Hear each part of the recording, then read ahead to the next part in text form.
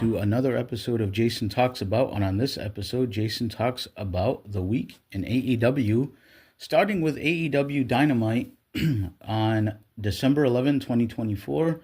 Winter is coming. Before we get started, please give us a like and subscribe if you're listening, and if you haven't done so yet. And please follow us on social media at Jason Talks About. We're on all social media platforms pretty much, and you can find me there. I'm your host, Jason Medeiros. The music you heard, Reality 508. You can get them wherever you get music. And all right, let's talk about my thoughts on AEW this week. So the big Winter is Coming show on December 11th saw the first match was Moxley and Pac. So the world champion John Moxley and Pac with Marina Shafir and Yuta versus Jay White and Orange Cassidy. I don't mean to sound like a broken record, but the crowd is just not into Jay White as a babyface, and I'm not either. I think he belongs being a heel. And I'm sorry to say, but the Orange Cassidy just makes this feel not as important. I know that they've tried to do things with his friends getting hurt and making him seem more serious, but he's kind of a comedy character. That's how he's been. Anyway, so the match starts. There was a jump start. The faces on top early. They go outside immediately. I wrote that all four of them were outside forever. This is, again, just an ongoing problem with AEW, where matches should either be thrown out or double counted out or whatever or what have you. So they were outside for literally minutes fighting, all four of them. And then they get in the ring and then the bell rings. I did write that it got very quiet at some points during this match. I just don't think this is working. I honestly think, as funny as it sounds, I think you would have had a better chance at the Hangman Page character perhaps getting a little more babyface lately, going at Moxley, and just have that be the storyline instead of this convoluted Orange Cassidy and Jay White and Fatal 4-Ways and guys that are faces just because, and there's just like no reaction, no buy-in, and I don't know. Honestly, Hangman probably gets the most cheers of everybody, and even Moxley still gets cheered a lot because a lot of the AEW fans are bloodthirsty and they like the stuff he does, I guess. So Christian was watching in a suite. Christian Cage, he's looking down watching the whole thing unfold. The announcers were actually selling the whole throat chemical angle with Orange Cassidy. Like, I was hoping we could just forget it because it's so stupid. But they were selling the whole angle where, those chemicals might be affecting his throat. And Christian ends up sending his quote-unquote son somewhere. I don't know what was going on. I assumed to come attack people down here, in the ring. But they just camera cut back to him, sending them away. I wrote that Mox's selling sucks. Like, he gets hit with stuff and he just kind of falls and, I don't know, like rolls out of the ring and then just gets up and he's okay. Like, he never really looks to me like he's in any kind of pain or peril or, I don't know. I just think it's whatever his character is. I'm not saying John Moxley doesn't know how to wrestle. I've seen him wrestle really good matches, especially in WWE in his Shield run, and he was kind of the worker of that crew when they first came out. So yeah, this match wasn't really good or interesting to me. Excuse me. Hangman ends up attacking Moxley, which causes a disqualification. He kind of got a big pop. There was some cowboy shit chants. Again, that's what as weird as it sounds, I think you'd be better off with just Hangman and Moxley. I know Hangman's a heel, but does that even matter anymore in AEW? Like, I don't know what they're doing with their faces and heels, to be honest with you. And it's not like, before people say I'm a hypocrite, because on, in the other company, we've got faces fighting faces and some heels fight heels sometimes. But there's some logic and nuance to it. This is just, it's like they just threw stuff in a blender and poured it back out. Like, I don't know what's going on. Again, I'm not an AEW hater. I say this because I want AEW to get better. And I just know that if you're a casual watching this show, you're just like so confused and you don't know what the hell's going on. Anyway, so there was disqualification because of Hangman. Orange Cassidy didn't like that, so him and Hangman start fighting. Then Jay White ends up getting involved to fight Hangman because they have history. And then Orange Cassidy goes to give the orange punch to Hangman. He misses. He hits Jay White. And then he goes back to him and Hangman going at it. But then Jay White nails Orange Cassidy with the Blade Runner. And then the Death Riders attacked all three of them and left them laid out. So that's your main event angle going into World's End, ladies and gentlemen. There was another one of those Bandito videos where I guess he's in the Old West and it was bad acting and it's so obvious it's fake and it's stupid and it's like Bandito's this really wanted wrestler who's going through the town, we don't know why, and these really horrible acting cowboys, quote unquote, go to take him in, I guess, for something, and there's no guns drawn or anything. It's just every Bandito doing a bunch of wrestling moves to them, and it's just so bad. And why you're giving all this attention to Bandito, I'll have no idea. Then we go to Moxley backstage, cutting one of his weird promos, and he says that he's a marked man, and this is the way he likes to live, on the edge with a gun to his head, and I don't know, pick your phrase here of what he was trying to say. So he basically says that he wants the Fatal 4-Way at World's End because they all these three guys want a shot at him. So the world champion wants to be at the disadvantage of having three other guys that could just pin one of the other dudes and take his belt. I guess but his logic is he's just so crazy and wants to live on the edge, I suppose. Okay. They go back to Christian. He's still up there in the suite. He's saying I like this line, how he literally and figuratively looks down on you, all of the people in the crowd, because he's way up in the suite. So that was pretty funny. But then he started with some of his low blows. This time it's not about dead fathers, but he talks about sending Moxley back to rehab. And I was like, ouch, they're talking about Mox's alcoholism, which, again, this is the thing, I'm going to say it again with AEW. So should we kind of feel sorry for Mox and say, oh, that's right, he just reminded me of that really real-life babyface thing where Mox had to overcome alcoholism and make it back to the ring. So, okay, I guess. In the background of Christian talking, you see Hook in the glass window of the door, and he breaks the glass to open the door and starts attacking Christian. Nick Wayne and Kip Sabian make the save, and Christian scurries off. So, again, they're hyping up, Hook getting his hands on Christian in New York, where I'm sure Hook's going to be really over. And then we go to the Continental Classic, and it's Ospreay versus Claudio. I was looking forward to this one just from a pure wrestling standpoint. I thought this would be good, and it was.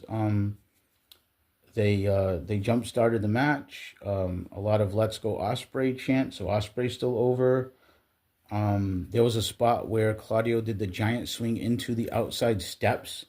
I thought that was cool. There was another cool scene where Claudio had kind of trapped Ospreay in the I don't know how to describe this, like underneath the stairs.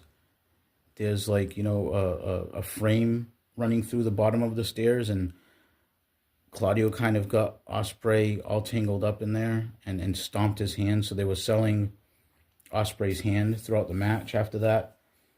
Match went back and forth. I thought it was a really good match, and Ospreay ended up winning with like a jackknife roll-up.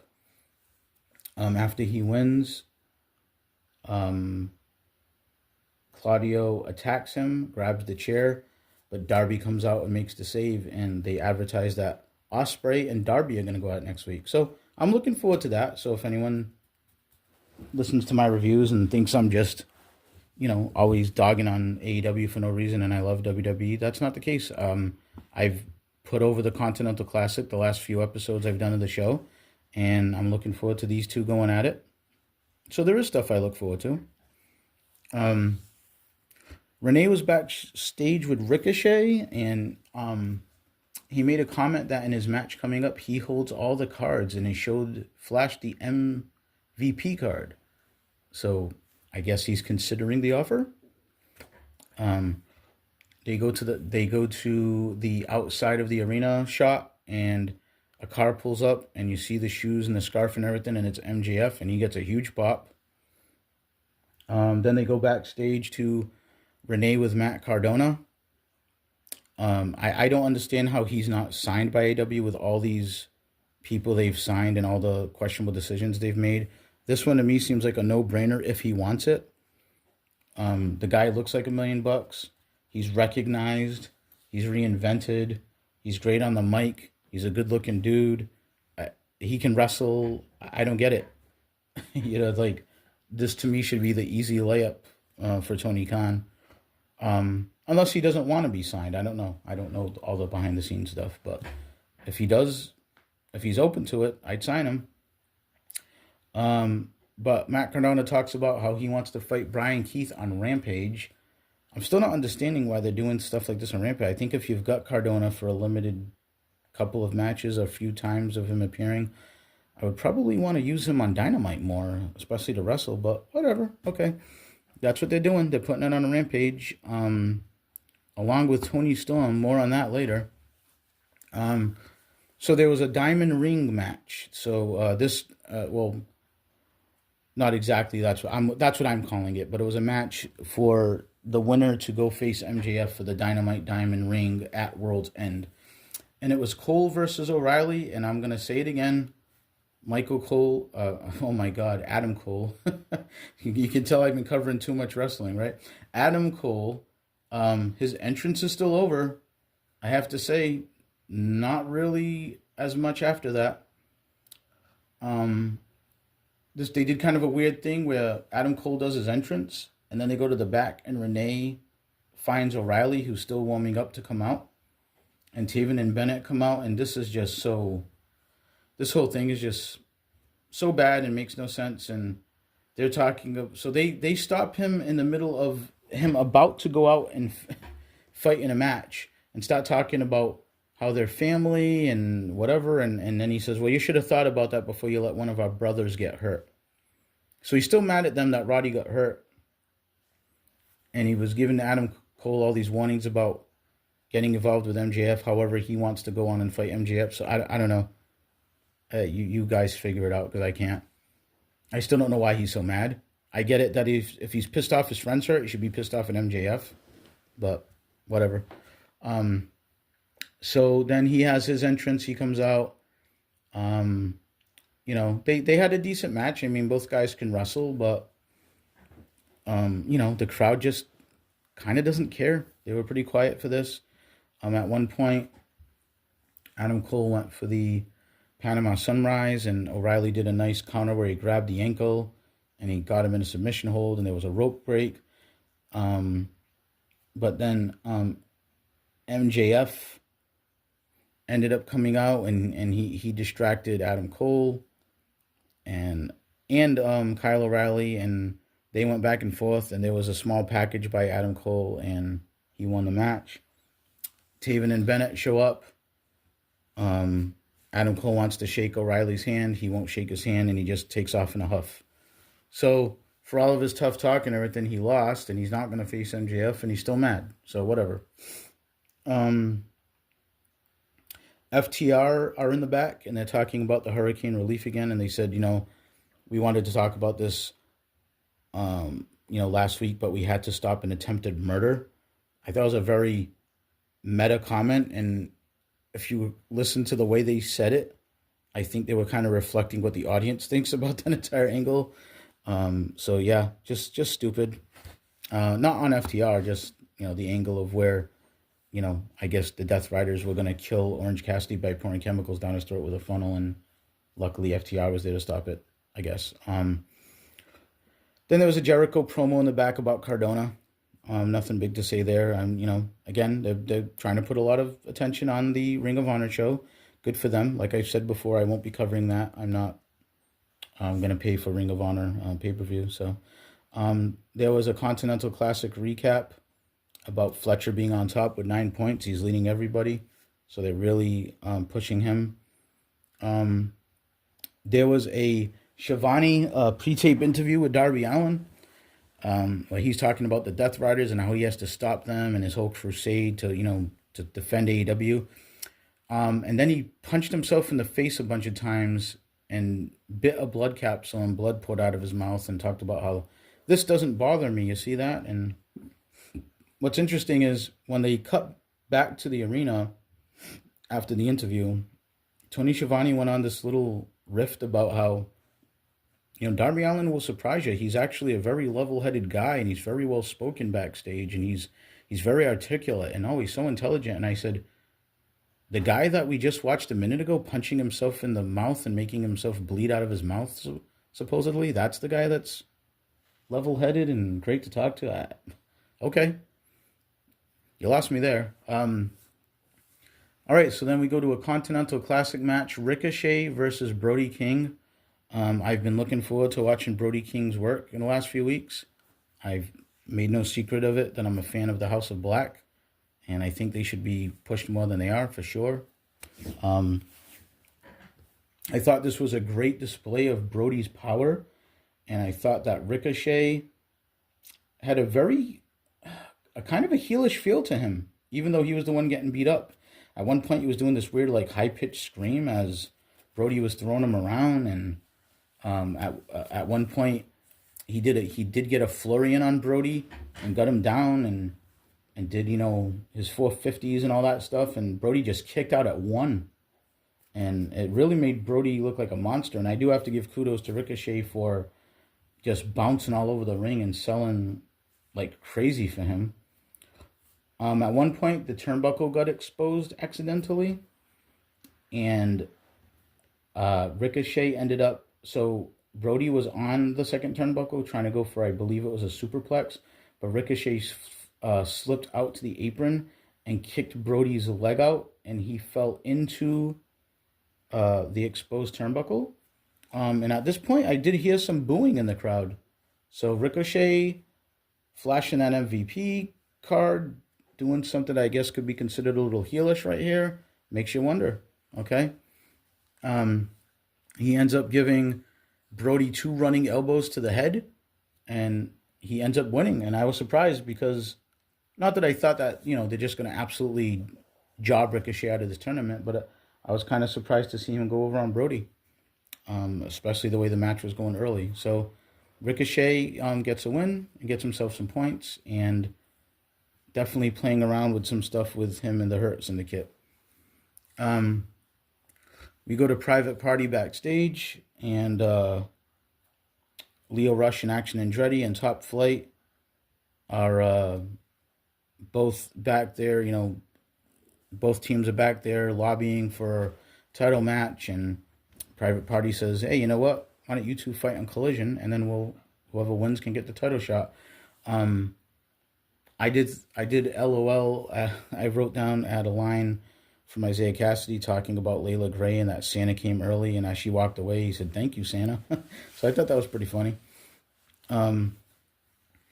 They went into a video package of the All In press conference that was held on Monday for All In Texas. Lashley and Swerve did an awkward handshake in front of the crowd, and they showed that for some reason, and I don't know. I just put a bunch of question marks. I don't understand. I don't get that. I know that kayfabe isn't totally alive anymore, and people know that this is predetermined and stuff. But these guys want to kill each other, and they're just kind of shaking hands with a half kind of smile and wink and nod at the audience. And I don't get it was just a quick clip, but it didn't make sense to me, and I wouldn't have done that. But I just noticed that. Then they go to in the back, where Renee is talking with Anna Jay, and Mercedes interrupts, and they were just arguing about their match coming up. So I didn't really pay that close attention to that. I'm not really interested in that. Nothing against the ladies, but the Mercedes booking has been pretty bad, and Anna Jay just lost a title match, and now she's getting another title shot. So I'm not sure what the logic is there, but they're going to fight. So we'll keep our eye on that. And then the main event was the women's championship. It was Mina Shirakawa versus the champion, Mariah May. Thunder Rosa was in the crowd for this, so I'm glad to see that they're starting to use Thunder Rosa. I mean, if she's healthy, I hope they do utilize her. She's really good. I did write that the crowd was into it. There was the boo yay exchange on the punches, but they weren't. They were actually better than what I see a lot of the men do. They weren't the little sissy slaps or the stand there and chop me. It was actually like punch, punch, boo, yay, boo, yay. There was a rhythm to it, and it looked good. And I wrote that Nigel was just so funny every time that Mariah May wrestles. I really like his commentary. I like him in general, but there's a little extra something with his crush on Mariah May, which is great. There was a lot of Mina chants. The crowd, like I said, was hot for this. Eventually, it went back and forth. It was a good back and forth match, but Mariah May did hit the Storm Zero and got the clean win. Right move. I wouldn't put the belt on Mina Shirakawa, especially this fast. And then as they're about to go off the air, the classic Tony Storm music hits, the generic rock, 80s rock, or whatever it is. And Tony Storm comes back, and she's normal, and she's not timeless anymore.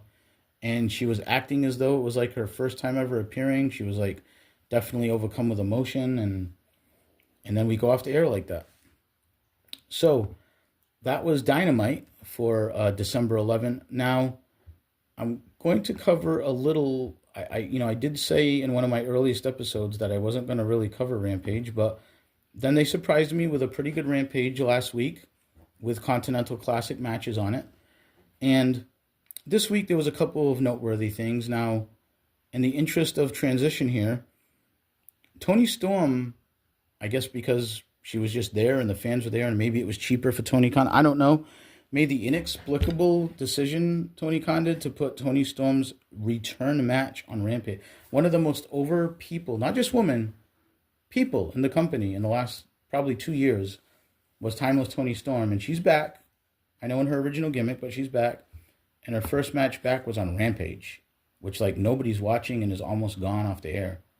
And I've seen a lot of defenders say things like, well, maybe he's giving it a proper send-off and this and that. I'm like, by burying important angles and returns in a show that people don't watch, somebody explain how that is helpful in any way to me.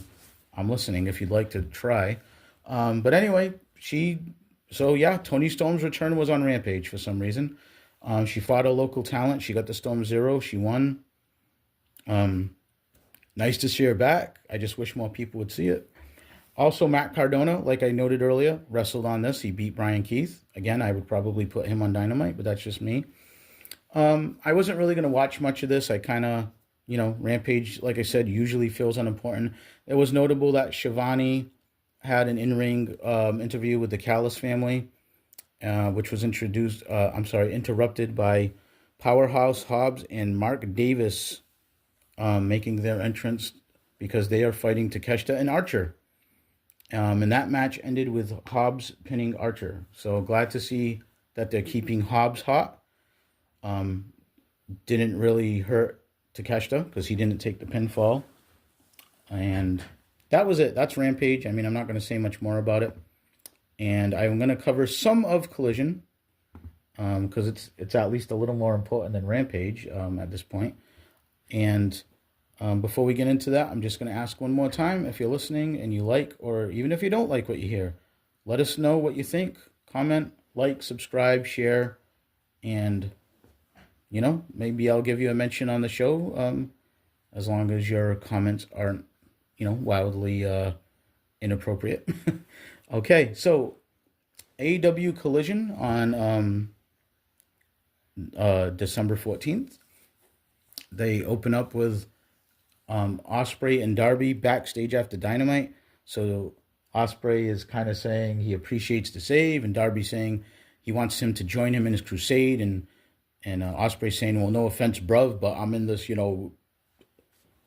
tournament, Continental Classic tournament, and Darby's shooting back at him saying there might not be a Continental Classic if we don't stop Jon Moxley. So I guess Jon Moxley is going to fold the company he works for. I don't know. Well, he probably has guaranteed money by Tony Khan, so maybe he will. I don't know. So that was that kind of back and forth exchange, and Osprey did say after he's done with this, he'll definitely be on the front line with Darby. So causing a little angst between the two. They're gonna fight. I believe it's on Dynamite this coming week, in the Continental Classic. So that I think that'll be good. That should be interesting. There was an International Women's Cup match. Again, I think I've been saying Shimmer the last couple of weeks. It's Stardom, apparently, is the federation for the women that are involved in this, along with CMLL. And I don't know all of them. I'm not going to do homework. I shouldn't have to Google things when I'm watching wrestling. I just know that there's several organizations involved, and it's all going to culminate at, I believe, Wrestle Dream in the Tokyo Dome. So this was a match to advance in the International Women's Cup. It was Willow Nightingale versus Jamie Hayter, and I got to say, I did look forward to this match. It was on Collision. I know Collision doesn't feel as important nowadays, but I thought this was a good women's match. I was looking forward to, and it was. Willow did win with the power bomb. I thought everything was good, and everything looked pretty good, and the woman hit hard, and I would not expect any less out of these two. The only issue I had, though, was that, and I guess they had to get to their angle in time, which is I have a problem with. If you don't have the time to do things right, don't do them. Was after Willow hit the power bomb, she helps Jamie Hayter right up, and I mean right up, and pats her on the back and gives her respect. And I was like, wow, okay. I mean, she just got power bombed and pinned. She should probably be down a little longer than that. But the reason they did that is because the lights went out, and when they came back on, Julia Hart had Jamie Hayter in a reverse DDT. It's worth noting Willow Nightingale had already vacated the premises at this point. So had her so she had her in a reverse DDT type move and dropped her. So Julia Hart, for reasons we don't know, I guess hates Jamie Hayter, and that's who she's coming back to take out. Okay, so Continental Classic, we have the champion Okada versus the Beast Mordos. No offense to Beast Mordos, I just wasn't going to pay a lot of attention to this. I thought there was not a snowball's chance in hell that he was going to beat Okada. I might be eating my words a little bit later on, though, because I got to admit, AEW has been doing some surprising things lately, and I'm not saying that in a bad sense, just surprising. But Okada did win with the Rainmaker. I mean, that's the correct result, obviously. And then Toni Storm came out, so now she's wrestled on Rampage and Collision before wrestling on Dynamite. But at least this is better than Rampage, and she beat another local talent. So now we're starting to get some of the pieces to the puzzle here. Toni Storm picks up the microphone and talks about how she's so proud to announce that she's all elite. And Shivani was kind of like, didn't we already know she was all elite? The announcers were kind of like, what is she talking about? I do got to tell you, there's a lot of that in that company, though, about people being so proud to be in AEW and loving AEW and their family in AEW. And I'm not trying to shit on any of that. I'm just saying that it almost didn't stand out because there's so much of that. But you'll see where they're going with this in a minute when, after that, they go backstage to Shivani talking to Thunder Rosa, and Toni Storm interrupts and is fangirling over Thunder Rosa and saying what a fan she is and shaking her hand and saying, I'm Toni Storm. I've just become all elite. It's so nice to meet you. And Thunder Rosa kind of humors her and is okay, yep. And, Shivani looks very confused, as he should. And it's obvious what they're doing now. Toni Storm has still lost her mind. And I think she thinks that the timeless Toni Storm, her whole career didn't happen and that she's brand new in AEW. So, kudos to Toni Storm. I mean, she's keeping it interesting. She's keeping it funny. And like I said, she was one of the most over people in the company in the last probably 2 years or so. And, you have to reinvent. You can't stay stagnant. Right? The greatest characters of all time, Chris Jericho, The Undertaker, people have Sting. People have reinvented themselves to keep things fresh. So, and Toni Storm can always go back to it. She can always have another mental breakdown and go back into being timeless. That's the beauty of it all. So I'm intrigued with Toni Storm. I'm a fan of hers. She's a good wrestler. And like I said, she's keeping things interesting. So good for her. And the women desperately need some good characters in the AEW. Okay, so then we went to Top Flight versus Leo Rush and Action Andretti. I didn't watch all of this, but I did see the spot where Layla Gray went down accidentally when I believe it might have been Leo that made the dive and it hit the Martin brothers, and one of them fell into Layla Gray. And while I believe it was Dante was super worried about her, Leo in a very heelish fashion told like Action Andretti like yo let's get on them, and they took out Darius, I believe, and then I believe they attacked Dante and rolled Dante in the ring. I think I have that backwards. I think it was Darius went in the ring, whatever the case. And they rolled him in the ring, and they hit their finishing moves on him, and Rush and Action won the match. So they're acting pretty heelish, and they're going after Private Party.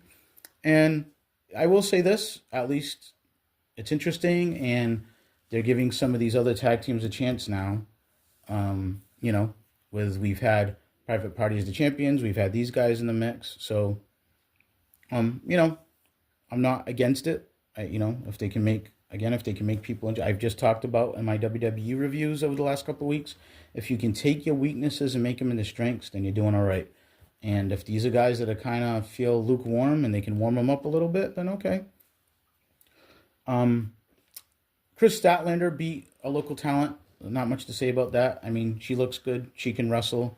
I wish they would do more with her. Feel like they totally squandered the fact that she was the one that beat Jade Cargill after all that time, but I don't want to dwell on that anymore. I brought it up before, but good to see her just come out and get a decisive win. Crowd still loves her, and she's one of their best. So hopefully they treat her right and figure something out with her. There was a quick Dustin Rhodes promo in the back talking about, I guess, the ROH pay-per-view and talking about the Righteous and basically saying, don't you ever mention my dad again. It'll be the last thing you ever do. Here's the only problem with this. It was a good Dustin promo, and I mean, he's always great on the mic, and it's amazing how good he is in the ring still in his 50s. Problem is, I don't know what he's talking about, because if you don't pay to watch ROH, you don't know what he's talking about. So, yeah. I mean, Dustin and Sammy Guevara against the Righteous, probably going to be a pretty good match. But I have no idea what he's saying, because they didn't show me, and if I missed something, I apologize, but I don't think I did. I wrote there was a 10-man tag that I was not going to pay attention to. They're just such a mess, those 10-man tags, especially on AEW, but just in general. So there's a 10-man tag, and I believe the baby faces went over. It was like the Outrunners, Orange Cassidy, and I'm going to forget who else. But yeah, that was some of the people. Maybe FTR, I'm not sure. But anyway, the faces won, I believe, but I wasn't going to watch that. I was more interested in this Continental Classic match. It was Kyle Fletcher versus Mark Briscoe. I was looking forward to this. I thought, good match. They kind of shocked me with a Briscoe win the other week, so I thought, could they do it again? But I felt very unlikely because Kyle Fletcher is clearly the favorite. He's ahead of everybody with 9 points. One thing I liked that they did in this match was with 1 minute to go, they announced 1 minute to go, and it wasn't a draw. So that just, again, I like the continuity and the enforcing of these matches are going to have 20-minute time limits. So when there is a draw, okay, it's going to happen. We already had one. But if they announced 5 minutes, 3 minutes, 2, 1 to go, it adds a little intrigue and it doesn't. So here's the thing. If you do that only when there's draws, it's a tell. And the crowd already knows it's going to be a draw. But what they did here was good. They announced 1 minute to go. There was a flurry of offense. Believe it or not, Mark Briscoe hit the J Driller and won the match. Clean. And that floored me. I did not expect that. I'm not saying it's a bad thing, but good on them. Again, a little intrigue. So I've been giving WWE credit, and I want to give credit here where it's due. I know this is Collision. I know there might not be a ton of people watching on Saturday. However, Mark Briscoe going over clean on Kyle Fletcher right now in 2024 at this stage in the game, where we're at right now in this tournament, was an upset, and it was a big deal. And good for Mark Briscoe. And the crowd, they still love Mark Briscoe, and they're into it.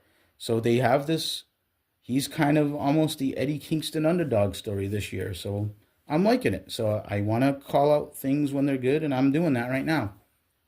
Unfortunately, I have to go back to the bad. With only a few minutes left in the program, they probably should have just ended right there, but they didn't. The Death Riders are backstage, and Wheeler Yuta's sneaking around. He's got a camera. He's got a handheld camera. And he's like, shh, shh, shh. And the Death Riders are back there, and they're hiding. And you see FTR backstage with their bags. I don't know if they're coming or they're going or something. And the Death Riders grab them and put hoods over their heads and drag them out to the parking lot. And the door shuts, and we end with Wheeler Yuta smiling into the camera. For the love of God, please don't tell me, and I think I know where this is going, on Dynamite, we're going to have the kidnapping angle where they're somewhere with a hidden, with a handheld camera, and Yuta's filming the whole thing, and they're torturing them, and oh my God, this is just, the stuff with the Death Riders has just been bad. I have to be objective. I don't even dislike everybody in it. I am actually a fan of Claudio and Pac, and it's just not good. And I don't want any more kidnapping angles and people strapped to trucks and driven around cities and just stuff that's just so. I know somebody's going to say to me, "Oh, come on, Jay, the wrestling. They've had Kane, they've had The Undertaker." I get that. I know. And I know that everything in wrestling doesn't have to be 100% believable, but it's 2024. There's social media. There's cameras everywhere. And quite frankly, nobody involved in any of this is as over as, like, say, The Undertaker. So it's not even a fair comparison. But that's my rant on that. I'm just not looking forward to this. On the surface, just as a match, some combination of, say, Claudio and Pac versus FTR, yeah, I'm here for that. I will say that the last time we had Mox and Claudio fight FTR, they choked them both out like bitches. And, I didn't like that at all. I don't know what that was about, but I don't know if that was their way of giving the finger to Jim Cornette or something. I don't know what they were doing with that booking. I hope that's not what they do this time. But anyway, that was the week in AEW. Some ups and downs. I just, AEW, I want them to do good. I want them to be better. I want them to thrive. And they could be so much more. I wish Tony Khan would just give the pencil to somebody else. And I wish that someone would veto some stuff and just, filter things out here. But there was some good. Again, I don't want to be totally negative here. And I'm going to say it again. The Continental Classic has me interested. It's having me check out even the lesser shows, at the very least, just to check on results and stuff, even if I fast forward a little bit. So kudos to them on that. And yeah, so I will give them a chance. Let's see what happens at Winter is Coming. And that's my thoughts on the week in AEW. So again, if you agree or disagree, let me hear it. I may even mention you in an episode unless you are totally awful in your comments, I will probably bring it up. And if I think you make a good point, even if it's one I disagree with or you disagree with me, I have no problem, putting it out there. I'm always up for a good debate, but a good healthy debate, not a degenerate debate. So reach out if you'd like. You can message me, or you can just comment right on the YouTube videos or in social media. And if you don't like what I'm saying about AEW, you think I'm too harsh on them, let me know. I think I'm being fair, but whatever.